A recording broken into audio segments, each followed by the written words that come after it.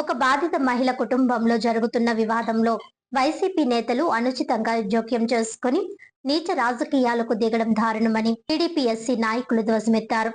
పాలచర్లకు చెందిన వై విజయాదేవి ఆమె భర్తకు అత్తకు జాన్ అనే మరో వ్యక్తికి మధ్య కాపురానికి సంబంధించిన వివాదం చోటు చేసుకోవడం, పోలీస్ కేసుల వరకు వెళ్లడం, పెద్ద మనుషులతో చర్చలు జరగడం తెలిసిందే.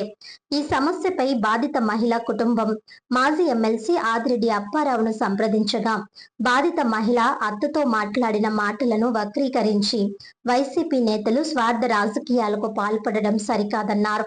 స్థానిక ఆనం రోటరీ హాల్లో సోమవారం జరిగిన మీడియా సమావేశంలో తెలుగుదేశం పార్టీ జిల్లా ప్రధాన కార్యదర్శి కాశీ నవీన్ కుమార్ మాట్లాడుతూ బాధిత మహిళా కులానికి చెందిన మాజీ ఎమ్మెల్సీ అప్పారావు ఆడియోలో మాట్లాడిన మాటలను వైసీపీ నేతలు వక్రీకరించి ఎడిట్ దుష్ప్రచారం చేస్తున్నారని విమర్శించారు.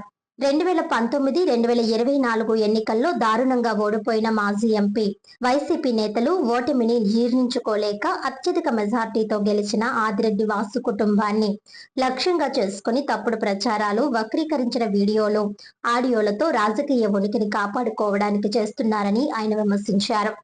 జగన్ హయాంలో డాక్టర్ సుధాకర్ మొదలు దళితుల్ని హత్య చేసి డోర్ డెలివరీ చేసిన వరకు దళితులపై, మహిళలపై జరిగిన దాడులు, దౌర్జన్యాలు మర్చిపోయారా అని ప్రశ్నించారు. ఆర్యాపురం బ్యాంకు డైరెక్టర్ తొరకల నిర్మల మాట్లాడుతూ దళితులను కించపరిచారని, అన్యాయం జరిగిందని మొసలి కన్నీరు కారుస్తున్నాం. వైసీపీ నేతలు వారి హయాంలో దళితులకు జరిగిన అన్యాయాలపై, అవమానాలపై ఎందుకు మాట్లాడడం లేదని ప్రశ్నించారు. మహిళ అయి ఉండి కోడలకు అన్యాయం చేస్తున్న అత్త చర్యలను మాజీ ఎమ్మెల్సీ ఆదిరెడ్డి అప్పారావు ఖండించి వారి కాపురం నిలబెట్టడం కోసం పెద్ద మనిషిగా నిలదీయడం సమంజసమేనని అన్నారు. క్వారీ ఏరియాలో దళితుల అభివృద్ధికి ఆదిరెడ్డి కుటుంబం చేస్తున్న సేవలు నగర ప్రజలందరికీ తెలిసిందేనని, వారి కుటుంబాన్ని రాజకీయంగా దెబ్బ కొట్టడానికి వైసీపీ నేతలు చేస్తున్న కుట్రని విమర్శించారు. తెలుగుదేశం పార్టీ జిల్లా ఎస్సీసీఎల్ అధ్యక్షురాలు కప్పల వెలుగు కుమారి మాట్లాడుతూ బాధిత మహిళ అత్త చంద్రకళకు దళిత వ్యక్తితో అక్రమ సంబంధం కలిగి ఉండడం, దాని నుంచి బయటపడేందుకు కోడలు, కొడుకు కాపురాన్ని విడగొట్టేందుకు చంద్రకళ చేస్తున్న చర్యలను ఆదిరెడ్డి అప్పారావు ప్రశ్నించడం తప్పు ఎలా అవుతుందని ప్రశ్నించారు. ఏదో ఒక సంఘటనను అడ్డం పెట్టుకుని నెలకొక ఎపిసోడ్లా సిగ్గుమాలిన రాజకీయాలు చేయడం వైసీపీ నేతలకు బ్రాండ్ గా మారిందన్నారు. జగన్ హయాంలో ఎంతమంది మహిళలకు, దళితులకు న్యాయం చేశారో వైసీపీ నాయకులు చెప్పాలని అన్నారు. తెలుగుదేశం పార్టీ సిటీ ఎస్సీసీఎల్ అధ్యక్షుడు చాపల చినరాజ్ మాట్లాడుతూ ఆదిరెడ్డి అప్పారావు ఆడియోను ఎడిటింగ్ చేసి సోషల్ మీడియాలో తప్పుడు ప్రచారం చేస్తున్నారని విమర్శించారు. గతంలోనూ వైసీపీ నేతలు సోషల్ మీడియాలో ఇదే విధంగా తెలుగుదేశం పార్టీ నాయకుల వ్యక్తిగత సంభాషణలను ఎడిట్ చేశారని గుర్తు చేస్తూ వారికి ఇదొక అలవాటుగా మారిందని అన్నారు. నగరంలో ఆదిరెడ్డి కుటుంబానికి ఉన్న ప్రజాదరణను చెడగొట్టడానికి వైసీపీ నేతలు ఆడుతున్న పన్నాగాలని విమర్శించారు. కులాల పరంగా జరుగుతున్న వివాదాన్ని రాజకీయాల్లోకి లాగడం సరికాదని అన్నారు. ఇకనైనా వైసీపీ నేతలు ప్రజా సమస్యలపై ప్రజా పోరాటాలు చేసుకుని రాజకీయ ఉనికిని కాపాడుకోవాలని హితవు పలికారు. సమావేశంలో దళిత నాయకులు కోరుమిల్లి విజయశేఖర్, మొగమాటి సత్యనారాయణ, ఈతలపాటి రవి, తానేటి కృపామణి, మామిడి శ్రీను, భూరా రమణ, కానేటి ప్రభు, నాగేశ్వరరావు, మోత నాగలక్ష్మి తదితరులు పాల్గొన్నారు. ప్రింట్ అండ్ ఎలక్ట్రానిక్ మీడియా సోదరులందరికీ కూడా నా నమస్కారాలు తెలియజేస్తున్నా. ఈరోజు తెలుగుదేశం పార్టీ ఎస్సీసీఎల్ ఆధ్వర్యంలో మరి మీడియా సమావేశం ఎందుకైతే నిర్వహిస్తున్నామో మీ అందరికీ ఇప్పటికే తెలిసింది. నిన్నటి దినాన్న దేవి అనే అమ్మాయి మరి మీడియా సమావేశం ఏర్పాటు చేయడం జరిగింది. చాలా బాధాకరం. ఏదైతే ఆదిరెడ్డి అప్పారావు గారి మీద సోషల్ మీడియాలో బాగా వైరల్ చేసిన విషయం తెలిసిందే. అయితే ఆదిరెడ్డి అప్పారావు గారు వాళ్ళ సామాజిక వర్గానికి సంబంధించి ఒక పెళ్లి వ్యవహారంలో మాట్లాడడం జరిగింది. నిన్న ఆ దేవి అనే అమ్మాయి చెప్పినప్పుడు ఎవరైతే చంద్రకళ గురించి మాట్లాడారో మరి దానికి సంబంధించి మా సామాజిక వ్యక్తి అయిన ఒక ఆయన్ని సంబోధించడం మనం చూసాం. ఏంటంటే ఈ రోజున ఈ సోషల్ మీడియా ఈ వైసీపీ వాళ్ళు ఏది చూసినా సరే వాళ్ళకి భ్రమ కింద. మరి ఆడియో మీరు ఎంతమంది చూసారో నాకు తెలియదు, కానీ ఏదైతే సామాజిక వర్గాన్ని ప్రస్తావించినప్పుడు ఆడియో 2 సార్లు ఎడిట్ చేశారు. అలాగే ఇంకో సంఘటనలో కూడా అదే ఆడియోలోని 2 సార్లు ఎడిట్ చేశారు. అంటే వైసీపీ వాళ్ళకి ట్రోల్ చేయడానికి ఈ ఎడిటింగ్ బాగా అలవాటైపోయింది. మరి ఇదే వైసీపీ గతంలో మరి వైజాగ్లోని డాక్టర్ సుధాకర్ గారిని సంఘటన మీద ఎందుకు స్పందించలేదు? అలాగే రాజమండ్రికి సంబంధించి మరి రూరల్ గ్రామానికి సీతానగరంలో శిరోమణనం గొడవ కానీ, అలాగే బూరుపూడిలో మైనర్ బాలిక మీద అత్యాచారం గొడవ కానీ మరి ఎందుకు స్పందించట్లేదు? మరి గత ప్రభుత్వంలో ఇవన్నీ కూడా ఎస్సీల మీద జరుగుతున్నాయి. కానీ ఏదో ఒక సంఘటన తీసుకొని బదలం చేయాలనే ఆలోచనతో ఇది తీసుకురావడం చాలా దురదృష్టకరం. మరి సోదరులు ఇందాక కూడా ఏదో ప్రెస్ మీట్ పెట్టి క్షమాపణ చెప్పాలి అంటున్నారు. అయితే ఫ్యామిలీ తగాదాలో ప్రస్తావించిన దాన్ని ఎడిటింగ్ చేసి ఈరోజు క్షమాపణ చెప్పడం చాలా దురదృష్టకరం. ఏదైతే మీరు ఈ సోషల్ మీడియాలో వైరల్ చేశారు కాబట్టి ఎవరైతే సోషల్ మీడియాలో వైరల్ చేశారో వాళ్ళే దీనికి క్షమాపణ చెప్పాలి. నేను ఇంకో విషయం చెప్తున్నా. ఏదైతే ఈ సోషల్ మీడియాలో అలచల్ చేసే వ్యక్తులకు మేము చెప్తున్నాం, ఏదైతే 1వ బూత్ నుంచి మరి చూసుకుంటే కారీ ప్రాంతం ఏరియా కానీ మిగతా ఏరియాలు కానీ అన్నీ మా ఎస్సీ సామాజిక వర్గం ఓట్లతోటే 2019 కానీ 24 కానీ మరి చెంప దెబ్బ కొట్టినట్టు చూశారు. 19లో కన్నా 24లో ఎంత మెజార్టీ వచ్చిందో చూశారు. అది కూడా ఎస్సీ పాకెట్లోనే వచ్చింది. కనుక ఇప్పుడైనా అసలు మీరు సామాజిక వర్గాన్ని పక్కన పెట్టి మీరు ఎలా ఓట్లతో అధికారంలో రావాలో, ప్రజలకు ఎటువంటి సంక్షేమ పథకాలు అందుతున్నాయి వాటి మీద మీరు పోరాటం చేయండి. అంతేగాని ఏదో వీడియోలు పట్టుకొని వైరల్ చేయడం చాలా దురదృష్టకరం. మీరు ఎట్టి పరిస్థితుల్లో దీనికి సమాధానం మేము డిమాండ్ చేస్తున్నాం. నమస్కారం. మరి నిన్న జరిగిన సంఘటన అయితే ఒక మహిళ అమ్మాయి పెళ్లి చేసుకొని భర్త దగ్గర వెళ్ళకోకుండా అమ్మాయి ఒకటే ప్రశ్న అడిగింది, నన్ను విడాకులు ఇచ్చేయమంటున్నారు, ఏం చూసుకొని ఇమ్మంటున్నారు, నేనేం తప్పు చేశానో చెప్పండి అని అడిగింది క్వశ్చను. ఆ క్వశ్చన్కి ఆన్సరు మరి భర్త చెప్తాడా లేకపోతే వెళ్ళి జగన్మోహన్ రెడ్డి చెప్తాడా? అంటే ఒక అమ్మాయికి కష్టం జరిగింది, కట్నం ఇచ్చి పెళ్లి చేసుకొని ఈరోజు ఆ అమ్మాయిని కాపురానికి తీసుకెళ్లకుండా విడదీసి ఉంటే ఆ అమ్మాయి బాధతో పాటు వాళ్ళందరూ కూడా బాధపడితే వాళ్ళందరూ ఇల్లు అడిగిన ప్రశ్నకి మరి ఒక ఎస్సీ మనిషిని పెట్టి అతను పెట్టేసి మధ్యలో ఎస్సీ ఎస్టీ కేసులు పెట్టి వాళ్ళ మీద అభియోగాలు పెట్టారు. అదేవిధంగా ఇప్పుడు చంద్రకళ అన్నావిడైతే ఒకటి ఆలోచించాలి. ఆవిడ పెద్ద ఆయన అప్పారావు గారు మాట్లాడారు. ఏం మాట్లాడారు? ఆయన తప్పుగా అయితే మాట్లాడలేదు. నువ్వు ఆడదానిగా అసలు కరెక్ట్ కాదు, ఎందుకంటే ఒక ఆడపిల్ల బతుకుని ఇబ్బంది పెట్టావు కాబట్టి దాని విషయంలో నువ్వు చేసింది పొరపాటు అని ఆయన మాట్లాడారే తప్ప వక్రంగా మాట్లాడలేదే. క్యాస్ట్ని ఎవరిని పెట్టి పిలవలేదే. ఆయన ఒకటి ఎవరినైతే షెడ్యూల్ క్యాస్ట్ అది కూడా మీరు ట్రాప్ చేశారు తప్ప అది ఎవరు కూడా ఆయన మాట్లాడేది కాదు. ఒక మాటని 2-3 సార్లు ఎందుకు వస్తున్నాయి?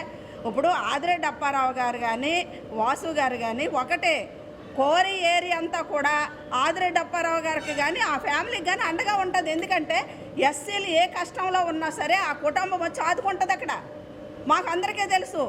ఒక అమ్మాయి తలసిమియా వ్యాధితో ఒకే కుటుంబంలో 2 తలసిమియా వ్యాధితో మంచాన్ని బట్టి వాళ్ళ ఫ్యామిలీ అంతా కూడా చనిపోవడానికి సిద్ధమయ్యే టైంలో ఆదిరెడ్డి అప్పారావు గారు ఆదుకున్నారు వాళ్ళని. ఇప్పుడు ఈరోజు వాళ్ళ ఇంట్లో ఫోటో పెట్టుకుని వాళ్ళు ఏంటంటే ఆయనే మాకు దేవుడు అంటున్నారు. మమ్మల్ని అందరినీ కూడా ఎస్సీలను అందరినీ కూడా మా ఇంటి ఆడపడుచులనే సంబోధిస్తారు తప్ప ఎస్సీ వాళ్ళని ఏ రోజు కూడా మమ్మల్ని ఎవరిని కించపరచలేదు. అలాంటి ఆదిరెడ్డి అప్పారావు గారు ఏదో అనేసారంటే పెద్ద ఆయన మాట్లాడుతుండగా నువ్వేం మాట్లాడుతున్నావు? నువ్వు చేసిన తప్పు కాదమ్మా. ఒక ఆడపిల్లని ఈరోజు రోడ్డు మీద పెట్టావు. మరి మా ప్రభుత్వం అయితే ఆడపిల్లకి ఏదైనా చేస్తుంది. మరి భర్త గారు మీరు ఆడపిల్లకి ఏమైనా చేయగలుగుతున్నారా? అది ఒకటి చూడండి.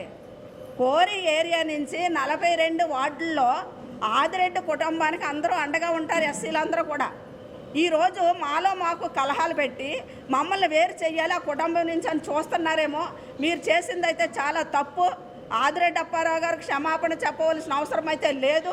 ఎందుకంటే ఆయన ఏ రోజు కూడా తప్పు చేయలేదు, ఆయన చేయరు కూడా. ఒక పెద్ద మనిషిగా ఆయన మాట్లాడారు. ఆ మాటల్లో మీకు ఏమైనా తప్పు అనిపించిందేమో భరత్, ఒకసారి నువ్వు గుర్తు చేసుకో. అత్యాచారాలు చేసేటప్పుడు అదేవిధంగా ఒక ఎమ్మెల్సీ ఎమ్మెల్సీ అయి ఉండి ఒక ఎస్సీ నాయకుడిని, ఎస్సీ అతన్ని డ్రైవర్ని మొక్కలు చేసి డోర్ డెలివరీ చేసేటప్పుడు ఏమైంది నువ్వు? ఆ రోజు ఎస్సీలందరూ నీకు ఏం అనిపించలేదా? ఒక ఎస్సీ నాయకుడిని అంత దారుణంగా ఎస్సీ కులంలో ఉన్న అతన్ని డోర్ డెలివరీ చేసిన నువ్వు ఆ రోజు మీరందరూ ఏం చేశారు? జగన్మోహన్ రెడ్డి ఏం చేశాడు? ఆ రోజు జగన్మోహన్ రెడ్డికి కనిపించలేదా? భర్త నీకు కనిపించలేదా? ఆ రోజు ఎస్సీలు లేరా? ఈరోజు ఎస్సీలు వచ్చారా?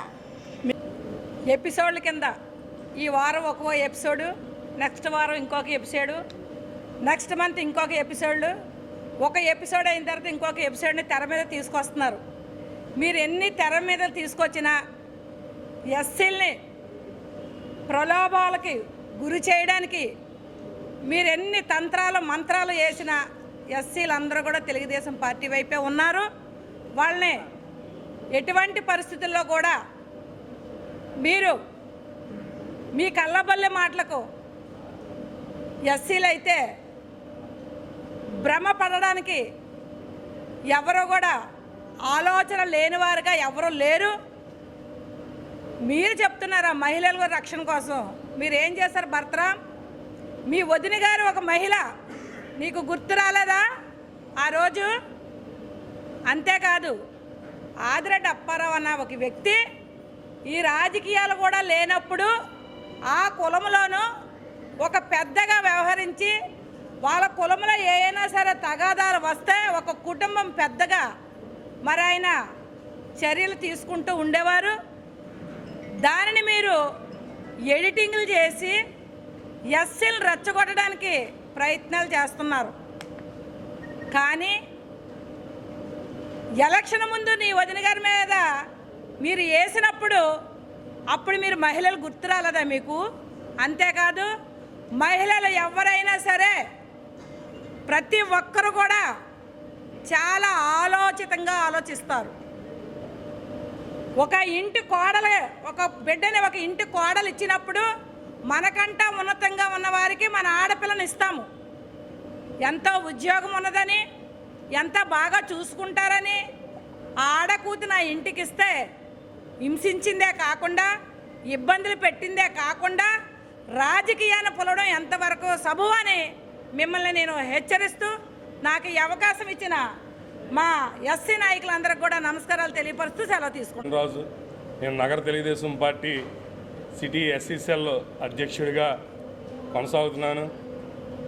మరి ఈరోజు ఈ ప్రెస్ మీట్ పెట్టడానికి గల కారణం, నిన్న ఏదైతే ఆదిరెడ్డి అప్పారావు గారు ఆడియో క్లిప్ మార్ఫింగ్ వీడియో చేస్తూ ఆడియోని ఎడిట్ చేసి మరి ఏదైతే ప్రజలు మర్చిపోయారు, మమ్మల్ని 2024లో ప్రజల తీర్పుని తిరస్కరించిన విధానానికి ఏ విధంగా జనాల్లోకి వెళ్ళాలో తెలియక ఇది ఏదైతే రాజమండ్రి ఎంపీగా, మాజీ ఎంపీగా ఉండి ప్రస్తుత ఆదిరెడ్డి శ్రీనివాస్ గారి మీద 73,000 ఓట్ల మెజార్టీతో ఓడిపోయిన మార్గాని భరతరామ్ గారు చేస్తున్న చీపు పాలిటిక్స్, స్టార్టింగ్ నుంచి కూడా వీడియోలు ఎడిటింగ్ మార్చి మరి ఏదైతే ఆదిరెడ్డి కుటుంబం మీద ఈ యొక్క ప్రజాదరణని ఏ విధంగా చెడగొట్టాలి అనే ఉద్దేశంతో, దురుద్దేశంతో స్టార్టింగ్ నుంచి కూడా ఆదిరెడ్డి కుటుంబం మీద ఇలాంటివన్నీ కూడా చేస్తున్నాడు. ప్రజా సమస్యల మీద పోరాటాలు లేవు. ఎప్పుడూ కూడా ఏ శవం ఎవరు చనిపోతారా, లేకపోతే ఎక్కడ ఏ ఆడపిల్ల బలైపోతుందా ఆ ఎడ్డెట్టుకొని ఈ రాజకీయాలు చేయడం తప్పితే మరి ఇంకా ప్రజా సమస్యల మీద పోరాడే పరిస్థితులు వైఎస్ఆర్సీపీ నాయకులకు కానీ కేడర్కి కానీ లేని పరిస్థితి. మరి ఆదిరెడ్డి అప్పారావు గారి కోసం మాట్లాడుతూ ఆయన సామాజిక వర్గంలో ఉన్న ఒక పెద్ద తరహా వ్యక్తిగా ఎప్పుడో సంవత్సరాల కిందట జరిగిన గొడవని ఒక కుటుంబంలో ఒక భార్యాభర్తల ఒక ఆడపిల్ల జీవితాన్ని నిలబెట్టే ప్రక్రియలో మరి మధ్యలోకి ఒక ఎస్సీ సామాజిక వర్గంలో ఉన్న వ్యక్తి ఒక ఇల్లీగల్ కాంటాక్ట్తో ఆ ఒక కుటుంబంలో ఉన్నప్పుడు సర్వసాధారణంగా ఎవరైనా ఒక కుల వ్యవహారం మాట్లాడుకునేటప్పుడు వాళ్ళు ఎందుకమ్మా ఇందులోకి ఇన్వాల్వ్ చేస్తున్నావు అని అనడం మరి ఆయన పద్ధతరాగా అని ఉండొచ్చు. దాన్ని ఎడిటింగ్లో కట్ చేసి దాన్ని ఒక ఏదో విధంగా ఒక కుల ప్రాతిపదికన పబ్బం గడుపుకుందామని మరి ఏదైతే వైఎస్ఆర్సీపీ నాయకులు మార్గాన్ని భర్తనం చేసే ప్రక్రియ ఏదైతే ఉందో రాజమండ్రి ప్రజలందరూ కూడా చూస్తున్నారు.